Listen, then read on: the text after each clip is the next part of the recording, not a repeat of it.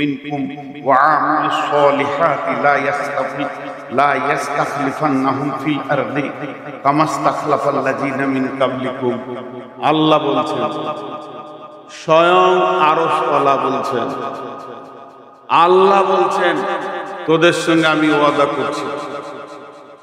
আল্লাহ ওয়াদা করছেন যার কোনো সন্দেহ নাই, তোরা সকলে ঈমান আন, 100% মসজিদে ঢুকে যা। যেমন সাহাবীরা সারা বিশ্বে ছড়ি ঘুরিয়েছে, আজকে তোদের পায়ের তলে বিশ্বটা করে দেব।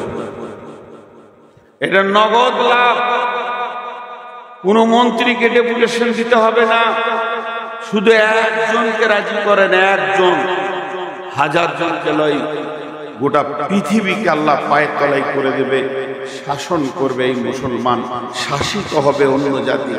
রাজনৈতিক জ্ঞান মুসলিম ছাড়া পৃথিবীর অন্য কোন জাতির মাথায় আছে? দেশ চালাতে কি মুসলিম ছাড়া কেউ পারবে? হ্যাঁ, এদের নেতা কিভাবে দেশ চালিয়েছে, বিধবা, এতিম, দুঃখ, কেউ কাঁদেনি, তাদের চোখের পানি মুছে গেছে, এতিমরাও পর্যন্ত সান্ত্বনা পেয়েছে। আর ছোট্ট একটি সূরা, লিইলাফি কুরাইশ ইলাফিহিম রিহলাতা শিতাই ওয়াস সাইফ ফালিয়াবুদু রাব্ব হাযাল বাইত আল্লাযী আত'আমাহুম মিন জু'ইন ওয়া আমানাহুম মিন খাউফ। দুটো আয়াত মাথায় ভরেন, দুটো, বেশি লাগে। আল্লাযী আত'আমাহুম মিন জু'ইন ওয়া আমানাহুম মিন খাউফ। একটা মসজিদের দিকে এটা আয়াতটা নাজিল হয়েছে কাবা শরীফকে কেন্দ্র করে। আমি আপনাদের গায়ে মসজিদটাকে এইদিকে পশ্চিম আছে একটা, মসজিদের দিকে যদি আঙুল তুলি যে বলি এই ঘরের মালিকের নাম কি, আপনারা উত্তর কি দিবেন? আল্লাহ। আল্লাহ বলছেন ওই ঘরের মালিকের তোরা পূজা কর, ওই ঘরের মালিকের পায়ে তোরা মাথা নামা, ওই ঘরের মালিককে তোরা ইবাদত কর, ওই মালিকের গোলামি কর। ওই মালিক তোদেরকে দুটো জিনিস দিবে, অভাব মুক্ত করবে, আল্লাযী আত'আমাহুম মিন জু', তোদেরকে খাওয়াবে অভাবের সময়, ওয়া আমানাহুম মিন খাউফ, দ্বিতীয় যে দিক থেকে তোদের উপরে অত্যাচার আসবে তিনি দায়িত্ব নিয়েছেন নিরাপত্তা দিয়ে তোদেরকে ঘিরে রাখবে। আমাদের বিশ্বাস নাই, আমাদের বিশ্বাস নাই, আমাদের বিশ্বাস নাই। বিশ্বাস আছে মুখে, দিলে নাই যে ওই ঘরওয়ালা আমাদেরকে কি করে ওখান থেকে পারবে। আল্লাহ 1 সেকেন্ড লাগবে না, যে মুদি মুসলমানদের কলিজা খেতে চাইছে, আল্লাহ যদি ইচ্ছা করে ওকে আজ রাতেই ঈমান দিবে, কাল সকালে ওর মুদি থাকবে না, মুসলিম হবে ইনশাআল্লাহ। তো সেই মাবুদকে রাজি করার জন্য আমরা রেডি হয়ে যাই। এই বার্তাটা সব জায়গায় পৌঁছাচ্ছি। আপনারা একবার মুখ খুলেন, আব্রাহা বাদশাকে ধ্বংস করতে বড় পাথর আনতে হয়নি, আবাবিলের ছোট কাঁকড়ে ধ্বংস হয়ে গেছে। কোরআন বলছে সেই আল্লাহ এখনো আছে। নমরুদকে জুতিয়ে মেরেছে ওই আল্লাহ এখনো আছে। ফেরাউনকে ডুবিয়ে মেরেছে ওই আল্লাহ এখনো আছে। নির্বাচন করে আল্লাহর গদি চেঞ্জ হয়নি। আজও যদি আমরা আল্লাহকে রাজি করি, যত ফেরাউন নমরুদ আছে আল্লাহ জুতিয়ে ডুবিয়ে মারবে ইনশাআল্লাহ। কিন্তু কাজ হচ্ছে আমাদেরকে এগিয়ে যেতে হবে। এখন আমার বার্তা আপনাদের কাছে পৌঁছানো হলো, আমরা সকলে রেডি তো ইনশাআল্লাহ? নারায়ে তাকবীর। আমি আপনাদের সামনে আয়াত করেছি কবর সম্পর্কে। তার তো 20 মিনিট, এই বক্তালি এসে 12টাই ছাড়বো, 1 সেকেন্ড আগে যাবে। তোমরা কি করে সভা চালাবে এর জন্য আমি দায়ী নেই। বক্তা নিয়ে এসে হাজির করে দাও।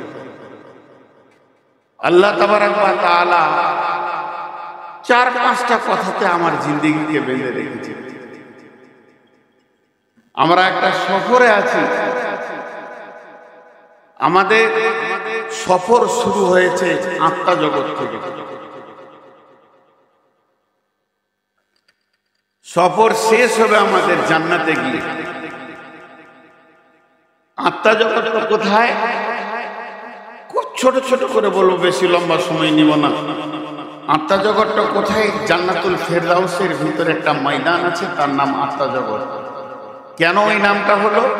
হযরত আদম আলাইহিস সালামকে ওই জায়গাতেই আল্লাহ নিজের হাতে বানিয়েছিলেন এবং প্রাণ দিয়েছিলেন। আর আদমের পিঠে হাত দিয়ে সমস্ত আত্মাগুলো আল্লাহ ওখানে বানিয়ে রেখেছেন, স্টোরেজ করে রেখেছেন, জমা করে রেখেছেন। কিয়ামত পর্যন্ত যত মানুষ পৃথিবীতে আসবে পালাক্রমে, কে কোন সালে আসবে আর ক তারিখে যাবে, ক তারিখে আসবে আর ক তারিখে যাবে, এটা আল্লাহ নিজেই কন্ট্রোল করছেন। তিনি হলেন কন্ট্রোলার।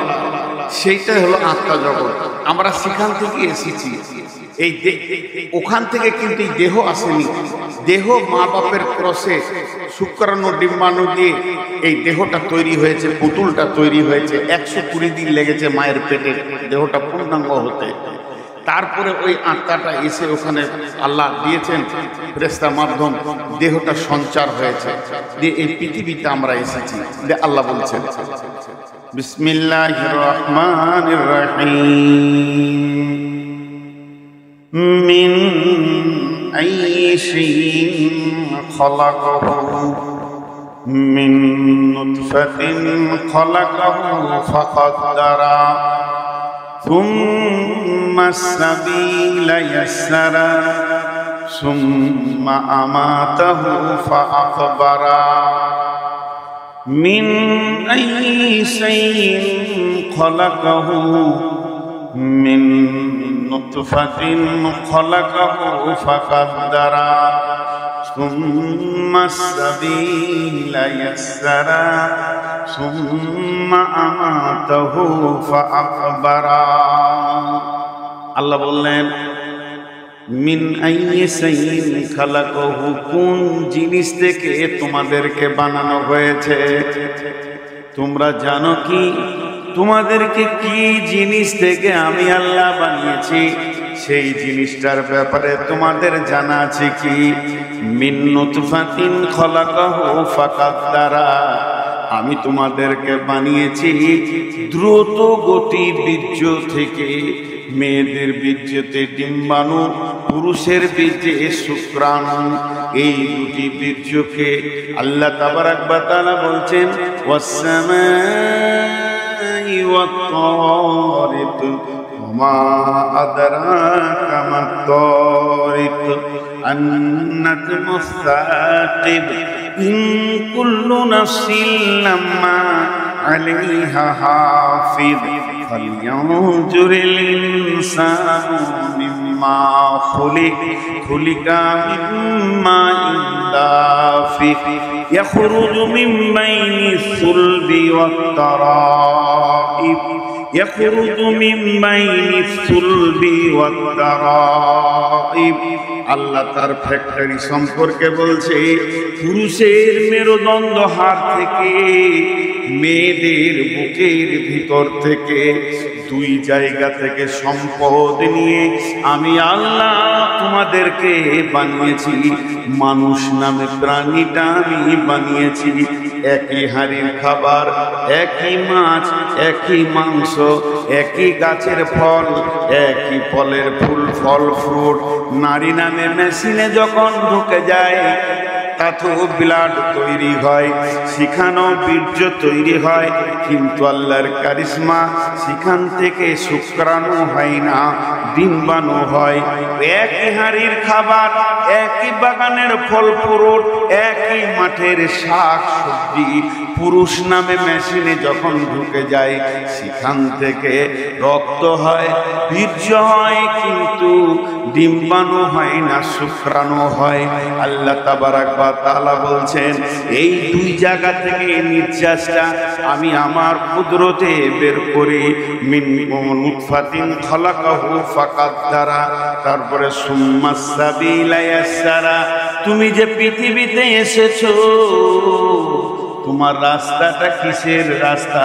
সেটা হাই রোড ছিল না, সেটা রেল লাইন ছিল না, সেটা বড় গেট সোনার বানানো ছিল না, চাঁদির বানানো ছিল না। আমি আল্লাহ তোমাকে দুইবার পেচ্ছাবের রাস্তা দিয়ে বের করেছি। তোমার মূল্যটা তুমি দেখে নাও, তোমার মূল্যটা তুমি জেনে নাও। সুম্মা সাবিলা ইয়াসসারা, এত সংকীর্ণ রাস্তা দিয়ে তোমাকে পৃথিবীতে এনেছি, এই রাস্তাটাকে প্রশস্ত আমি করেছি তোমার জন্যে, এটা তোমার মায়ের জন্যে সুন্দর প্রশস্ত করেছি। পৃথিবীতে আনলাম, তোমাকে আমি বানালাম, মানুষ বানালাম, সব ভুলে গিয়ে তুমি বেলাইন হয়েছো কি লাইনে আছো আমার জানার দরকার নাই। তবে তোমার শেষ অঙ্কটা শুনে নাও, শেষ অঙ্কটা শুনে নাও। সুম্মা আমাতাহু ফাআকবারা, সুম্মা আমাতাহু ফাআকবারা। একদিন আমি তোমাদেরকে মারব, কবরে শুইয়ে দেব। আমি ছোটখাটো হিরো নই, আমি ছোটখাটো মাস্তান নই। আমি বানাতে পেরেছি, আমি বানিয়েছি, আমি ফ্যাক্টরি বানিয়েছি, আমি তোমাদের বানিয়েছি, কোটি কোটি বানিয়েছি, বানিয়েছি তো বানিয়েছি। আমি মারতেও পারবো, মারার পরে কবরে তোমাকে আমি শায়িত করে দিব। যেদিন কবরে শোয়াবো সেদিন তোমার চোখ খুলবে, আমার নাম আল্লাহ। ওয়াইদাল কুবুর বুসরাত, এমন একটা দিন আসবে কবরে কেউ থাকবে না, কবর থেকে সব টান করা হবে, তুলে দেওয়া হবে। কবরে শুধু জমা করছি মাত্র, এক এক করে জমা করতে করতে কয়েক বিলিয়ন লোক জমা করে ফেলেছি। আল্লাহ জন্মের ব্যাপারে বলছেন, ইয়া আইয়ুহান নাসুত্তাকু রাব্বাকুমুল্লাযী খালাকাকুম মিন নাফসিন ওয়াহিদাতিন ওয়া খালাকা মিনহা যাওজাহা ওয়া বাসসা মিনহুমা রিজালান কাসীরান ওয়া নিসা। ওয়াত্তাকুল্লাহা আল্লাযী তাসাআলুনা বিহি ওয়াল আরহাম ইন্নাল্লাহা কানা আলাইকুম রাকিবা। হে বিশ্ব মানব সকল, ওই আল্লাহকে ভয় করো। সে আল্লাহ কত ক্ষমতাবান, একটা মানুষকে হাত দিয়ে তৈরি করেছে, তৈরি করার পর তার পাশলি হাড্ডি এবং আত্মা সম্পৃক্তে তার বিবিকে বানিয়েছে। তাহলে একটা নারী হলো, পুরুষ হলো, এই দুটি মেশিন দিয়ে সারা পৃথিবীতে গোটা বিশ্বটাকে ভরে দিয়েছে মানুষ আর মানুষই। অনেক নারী এবং অনেক পুরুষে ভরে গেছে। আল্লাহ তাবারাক ওয়া তাআলা বলছেন, তুমি ওই আল্লাহকে ভয় করো যে এতগুলো মানুষের পপুলেশন দিয়ে দিয়েছে। জানো কতটি কবরে চলে গেল, এখন জমা হচ্ছে এখানে, হতে হতে হতে হতে হতে হতে জমা যেদিন শেষ হবে, শেষ লোকটা যেদিন মারা যাবে, সুম্মা নুফিকা অনুফিকা ফিস-সূরি ফাসাইকা মান ফিস সামাওয়াতি ওয়াল আরদি। একদিন পৃথিবীকে আমি ধ্বংস করে দিব, একসাথে সব মরবে। এখন এক দুই করে মরছে, সব মরে যাবে।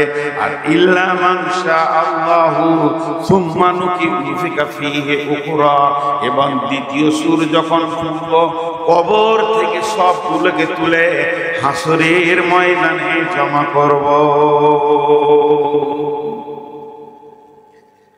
কবর একটা জায়গা, কতদিন এখানে থাকতে হবে? কি হয়েছে? অনুরোধ, আপনার সময় 12টা। আপনার অনুদান কি নাম না? কারণ অনুরোধ 8 তারিখে ডেট নিয়েছে। ও কোন স্যার ছিল আমি দেখবো না। 8 তারিখে ডেট নিয়েছে না জি?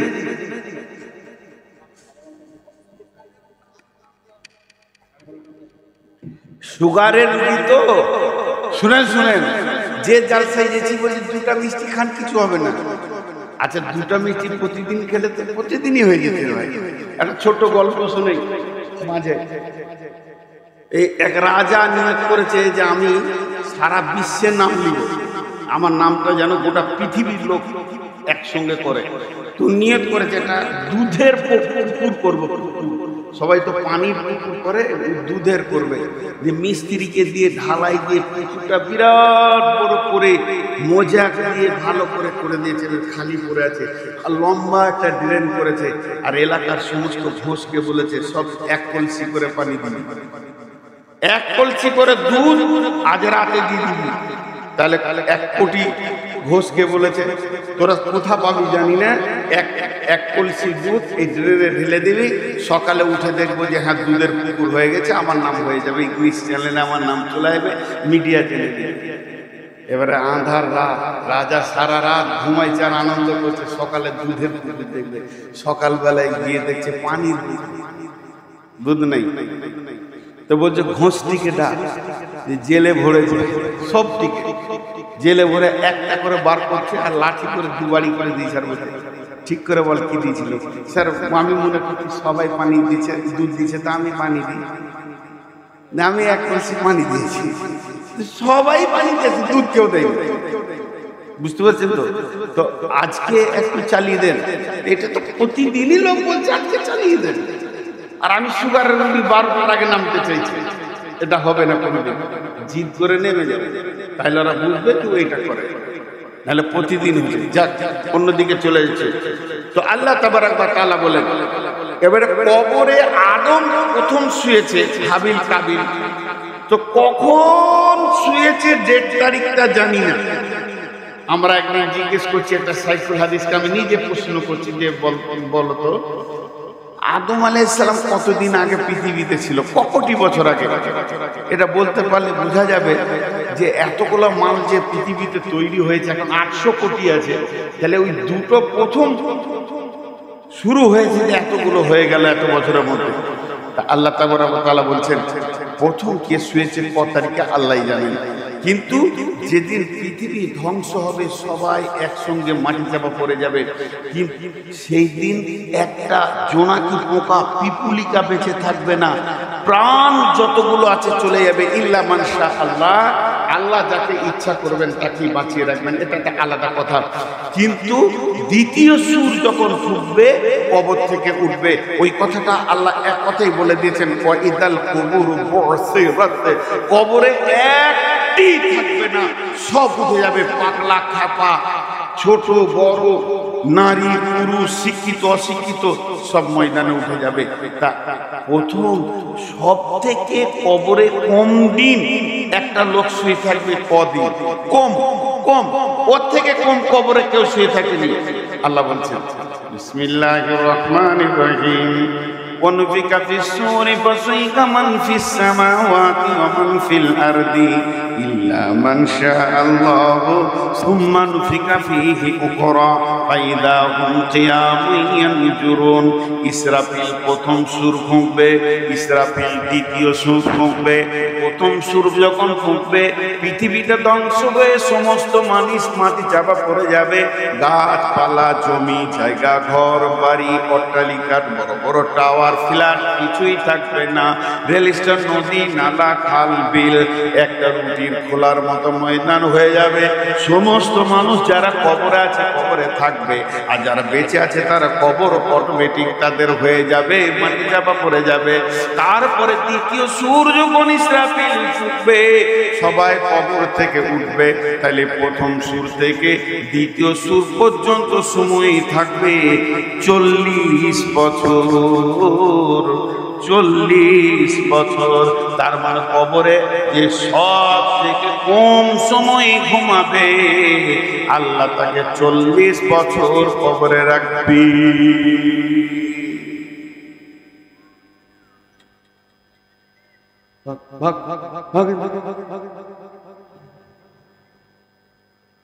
মাথা গরম করতেছে তো 40 বছর কবরে থাকবে। হাজি কবরে যাব না, খালি একজন বলেন। মাঝে একটা কথা বলি, কবরের আরেকটা নাম আছে আলামে বারজাখ। ওই সময়কালটাকে বারজাখ বলা হয়েছে, মৃত্যুর পরের জীবন আর হাসরে মাঠে উঠার জীবন। বারজাখ শব্দটা কেন বললে, সবাই কবর পাবে না। আমরা যতজন আছি, কজনের কপালে কবর আছে না নাই?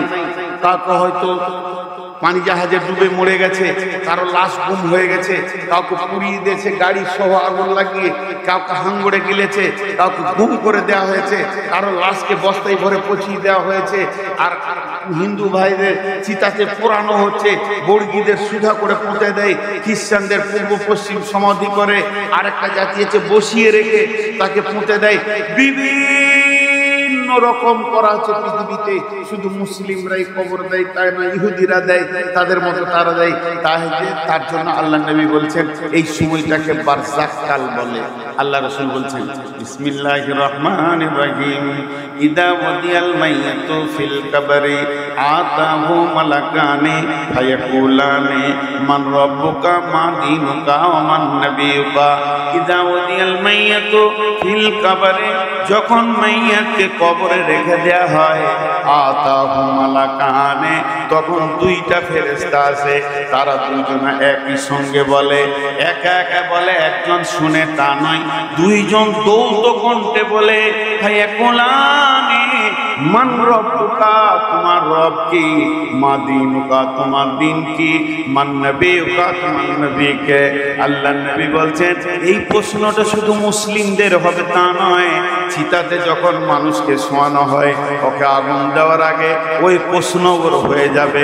বর্গীদের পোতা হয়, খ্রিস্টানদের সমাধি হয়, যত রকম হবে না হোক না কেন, মরার পরে বিদায়ের সময় তার সেই প্রশ্নটা হয়ে যাবে। ইয়ার আল্লাহ নবী বলছেন এই তিনটি প্রশ্ন থেকে পৃথিবীর কোনো মানুষ বাদ যাবে না। আল্লাহর নবী পরিষ্কার বলে দিয়েছেন, ইদা উদিয়াল মাইয়াতু ফিল কবরি আতাহু মালাকানি ফায়াকুলানি মান রাব্বুকা মা দীনুকা ওয়া মান নবিয়ুকা। একটি মজার কথা কি,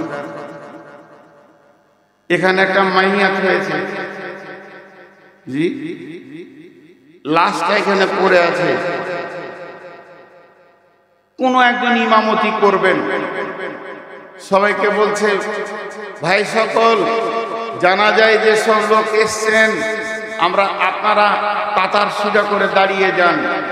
সব দাঁড়িয়ে গেল, যতটি লোক এসছে সবারই ধারণা আমরা বিদায় দিতে এসছি একটা লোককে, সবারই ধারণা হাজী সাহেব মারা গেছেন, ওকে বিদায় দিতে এসছি।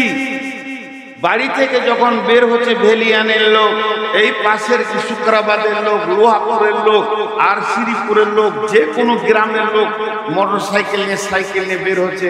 আর বাড়িতে সবাই বলছে বড় খালু মারা গেল, চাচা মারা গেছে, মামা মারা গেছে, যাই, চাষ শ্বশুর মারা গেছে, অমুক মারা গেছে, কেউ বলছে হাইসা মারা গেছে, যাই একটু জানাজায় শরীক হয়।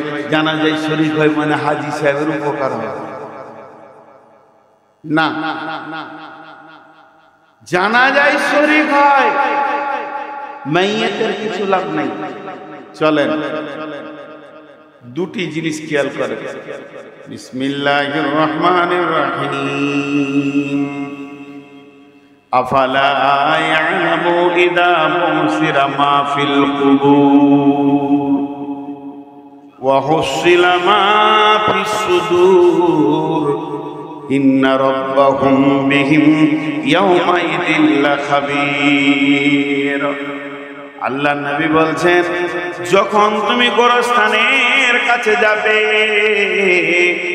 আপনাদের পেছনে গোরস্থান রয়েছে, ওখানে গিয়ে বলো আসসালামু আলাইকুম ইয়া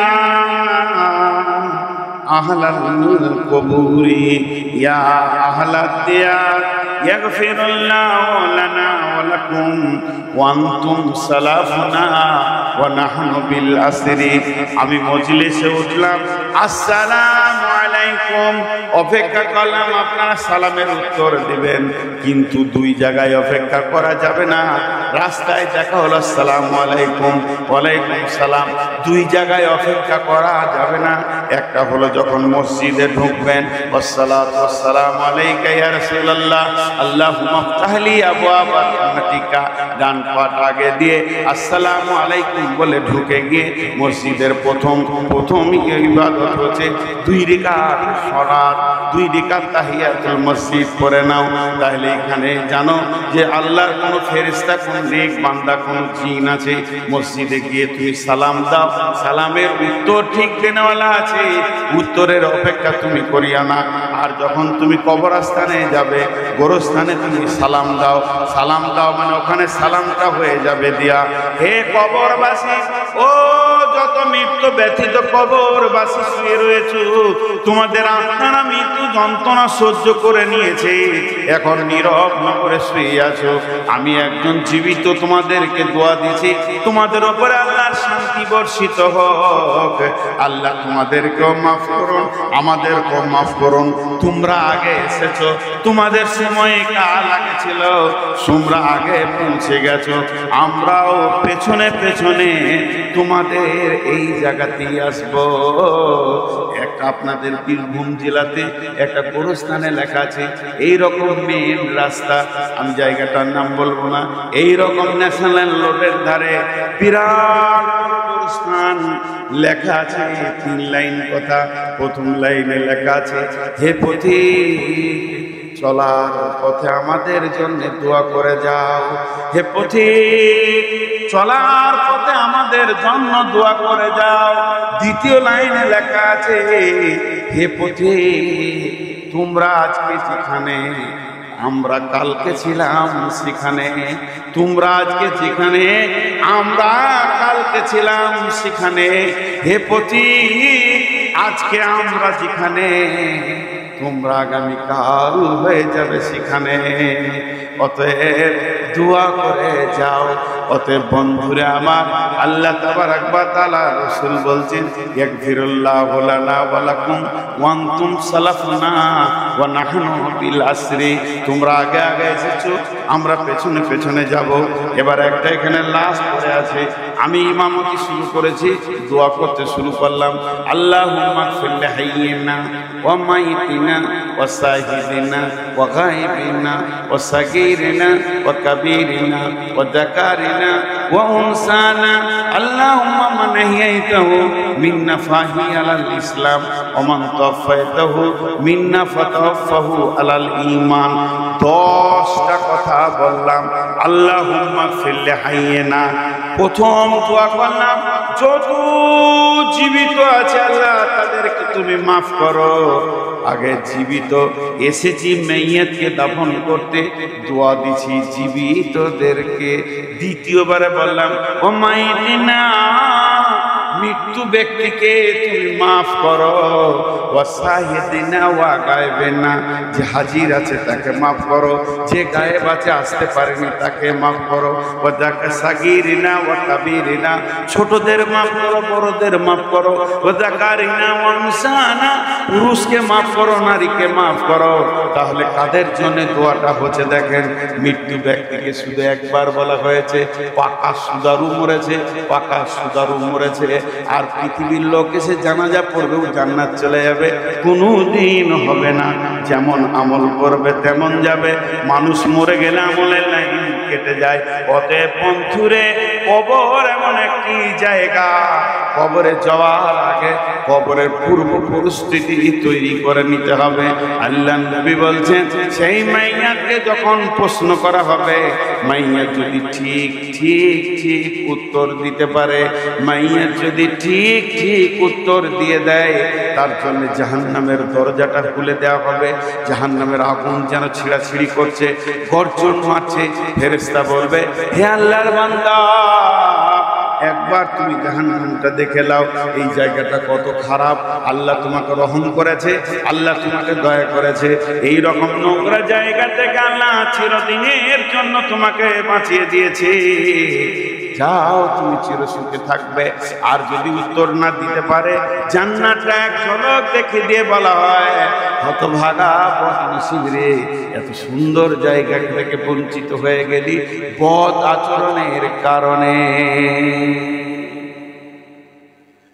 কবর একটা জায়গা, কবর একটা জগৎ। আমার জানা আয়েশা বলছেন, আমি বাড়িতে আছি, একটা ইহুদিদের মেয়ে আসলো আমার কাছে ভিক্ষা চাইতে, ইহুদিদের মেয়ে। তো আমাকে বললো, আম্মু জান আয়েশা, বাড়িতে কিছু আছে আমাকে দেন। তো আমি গোটা ঘরে দেখলাম কিছু নাই ইয়া রাসূলুল্লাহ, দুটো খেজুর ছিল ওর হাতে দিলাম। তো খেজুর দুটো যখন ও হাতে পেল তো আমাকে দোয়া দিল, আল্লাহ যেন তোমাকে কবরে আযাব থেকে মুক্তি দান করেন, কবরে আযাব থেকে মুক্তি দান করেন। আম্মা জান আয়েশা বলছে আমি অবাক হয়ে গেলাম, কবরে আযাব হবে নাকি, কবরে আযাব হবে নাকি? এতক্ষণ মধ্যে কিছুক্ষণের পরই রাসূলুল্লাহ সাল্লাল্লাহু আলাইহি ওয়াসাল্লাম বাড়িতে ফিরলেন। আমি এই ঘটনাটা বললাম, ইয়া রাসূলুল্লাহ একটা ইহুদিদের মেয়ে ছিল, আমি তাকে দান করেছি, খেজুরের দিয়েছি, আমাকে দোয়া দিয়েছে আল্লাহ তোমাকে কবরের আযাব থেকে মুক্তি দান করুন। তাহলে কি কবরে আযাব হবে? আল্লাহ নবী বললেন আযাবাল কবরি হাক্কুন, আযাবাল কবরি হাক্কুন, কবরের আযাব হচ্ছে সত্য সত্য সত্য সত্য, কবরে আযাব হবে। এরপরে আম্মা জান আয়েশা বলছেন আমি ফলো করেছি, তীক্ষ্ণ দৃষ্টিতে শ্রুতিতে আমি শুনেছি রাসূলুল্লাহ সাল্লাল্লাহু আলাইহি ওয়াসাল্লাম যত নামাজ পড়তেন ঘরে, প্রত্যেকটি নামাজ নফল হোক, তাহাজ্জুদ হোক, সুন্নত হোক, যত নামাজ বাড়িতে পড়েছেন প্রত্যেকটি নামাজের শেষে আল্লাহর নবী কবরে আযাব থেকে আল্লাহর কাছে মুক্তি চেয়েছেন। আমি খেয়াল করে দেখেছি। আর ওই দোয়াটা এমন একটি দোয়া আল্লাহর নবী আজও দিয়ে চলে গেছেন আমাদেরকে। আমরা যখন তাসাহুদে বসে থাকি সালাম ফেরার আগে শেষ তাসাহুদ যেটা, তখন কবরে আযাব থেকে মুক্তি যায়।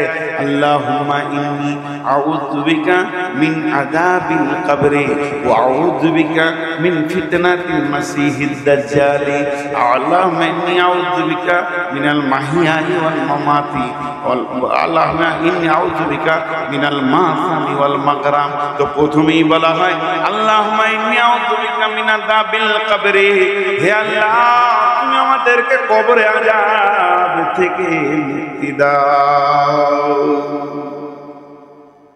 একটা প্রশ্ন আমি নিজেই করব, নিজেই উত্তর দিব। আহলে কোরআন বলে একটা গোষ্ঠী বেরিয়েছে, সারা বিশ্বে এরা বিভ্রান্তি সৃষ্টি করেছে। এরা বলছে হিসাব তো হবে কিয়ামতের দিন, তো কবরে আযাব হবে কেন?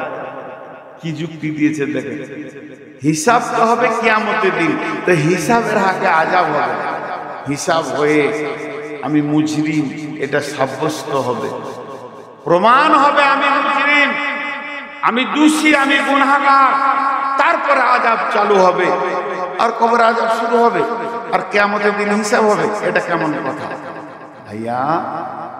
কবরের আযাব আযাব, কিয়ামতের আযাব আযাব, বেশ আযাব, আযাব মানে আযাব, আযাবের অবিধানিক অর্থ আযাব, কষ্ট। কিন্তু কবরে আযাব সত্য, তাহলে আগে হবে কেন? একটা উদাহরণ দেব। আমার বাড়ি আপনার ভেলিয়ানে, আমি এখানে থাকি, এটা আমার বাড়ি। আমার বাড়ি থেকে দূরে একটা মুদিখানার দোকান আছে। আমি দেশ বিদেশে ঘুরি, ঘরে কম থাকি, ওই দোকানে আমি 12 মাস মাল খাই। সেখানে আমার একটা খাতা আছে, মাল আনি দেয়, সে দেয়, আমার কাছে টাকা চাই না, মাসের শেষে পেমেন্ট করে দিই, আবার কখনো 2 মাসে করি, এটা চলে। একটা কথা বলে, আমি দোকানদারকে বলছি ভাই মনে হয় 3 মাস আপনাকে টাকা দিই, কতদূর কি হলো? আমার তো আইডিয়া হচ্ছে যা খেয়েছি তাতে 40-এর ঘর ঢুকে গেল না। দোকানদার হাসতে হাসতে বলছে মৌলানা আপনি খান না, অসুবিধা কি আছে, খান। তা আমিও একটু ব্যস্ত, তো হিসাবটা এই এপ্রিল মাসের শেষে বসবো কিংবা মে মাসের 10 তারিখে বসবো, হিসাবের একটা ডেট হয়ে গেল, হিসাবের দিন হয়ে গেল। তারপরও আমি মালদা যাচ্ছি জালসা করতে, পকেট থেকে একটা 20,000 টাকার বান্ডিল ও টেবিলে নামিয়ে দিলাম, এটা জমা করে দেয়। আচ্ছা ওইটা যদি জমা করে লাই, ওর কি অসুবিধা আছে কিছু? জি ভাই অসুবিধা আছে। আমি আইডিয়া করছি 50-60 হয়ে যাবে, তখন 20-30 টাকা দিয়ে গেলাম। হিসাব হচ্ছে 10 তারিখে বসে দেখছি টোটাল আমার মাল নেওয়া হয়েছে 60,000 টাকা, 60,000 টাকা। তাহলে কি ওই 20,000 টাকা মাইনাস হবে না? 20-30 হাজার টাকা মাইনাস হবে না? হবে। তো কবরের আযাব সত্য। কিয়ামতের মাঠে যেদিন হিসাব হবে সেই দিন এই আযাবটা ওই আযাবের মাইনাস মাইনাস মাইনাস মাইনাস। আল্লাহর নবী বলছেন মুমিন কালেমাওয়ালা যারা যারা শাহাদু আল্লা ইলাহা ইল্লাল্লাহু ওয়া শাহাদু আন্না মুহাম্মাদান আবদুহু ওয়া রাসূলুহু করেছে, শিরক মুক্ত জীবন যে ব্যক্তিটা করে ওই পৃথিবীতে যত কষ্ট পায়, রাস্তায় চলতে চলতে যদি পায়ে একটা ছোট্ট কাঁটা ঢুকে যায়, একটা কাঁকড়ে যদি আঘাত পায়, তার জন্য তার গুনাহ মাফ হয়ে যায়। তাহলে আল্লাহ মুমিনকে কি সুন্দর করে বানিয়েছেন। মুমিনের জীবনে সামান্যতম কষ্ট হবে আর তার আযাব মাফ হয়ে যাবে, তার গুনাহ মাফ হয়ে যাবে। তাহলে জেনেলেন পৃথিবীতে যদি এটা হয়, চলার পথ আমার হিসাবে দিন কিয়ামতের দিন আছে, এই চলার পথে পড়ছে কবর। আল্লাহ যাদের প্রতি দয়া করে 2-4টা 10-20 গুনাহ সামান্য গুনাহ যার আছে কবরে আযাবেই সেটা মিটে যাবে। এমনও লোক আছে কবরেই তার আযাব শেষ হয়ে যাবে, কিয়ামতের মাঠে সে মুমিনের দলে উঠবে। যদি কবরে আযাব শেষ না হয়ে যায়, তার গুনাহ যদি শেষ না হয়, কিয়ামতের মাঠে 50,000 বছর দাঁড়িয়ে থাকবে। এটা পরে বলতে হয়, কথার মোশনে দিচ্ছেন, তার মানে কথাটা স্টপ করে আপনাকে এটা বলতে হবে। এখন দান দেন আপনারা, মাসে দেন। কে কত দিবেন আল্লাহর রাস্তায়? 2-5 হাজার যার কাছে যা আছে দানের জন্য বলছে, মানে স্টপ বায়নার দানা দেখবেন কোথায় দানা আদায় হবে। তো সঙ্গে সঙ্গে পৃথিবী থেকে চলা থেকে কিয়ামত পর্যন্ত যত কষ্ট পাবে মুমিনের গুনাহ মাফ হবে। এর জন্য কবরে আযাব বড় সত্য, কবরে আযাব বড় সত্য, কবরে আযাব বড় সত্য। মাটির কবর গৃহে শোয়াই দিলাম যারে, নবী রাসূল সাহাবা ইমাম আল্লাহ নবী যত আছেন শুইয়া কবর গৃহে, লক্ষ কোটি শত ডাকলে শত কেউ কখনো আসবে না হায় মাটির বিছানা ছেড়ে, মাটির ওই কবর গৃহে শোয়াই দিলাম যারে। যতগুলো লোক আছেন আমার কথা বুঝে জবাব দেবেন। যে মাদ্রাসাকে কেন্দ্র করে এই জালসা, সেই মাদ্রাসাকে কিছু দিবেন তো? বলেন ইনশাআল্লাহ। আরে জোরে বলেন ইনশাআল্লাহ। কারণ মাদ্রাসার কমিটি সবসময় ভয় কেছে দিবে কি দিবে না।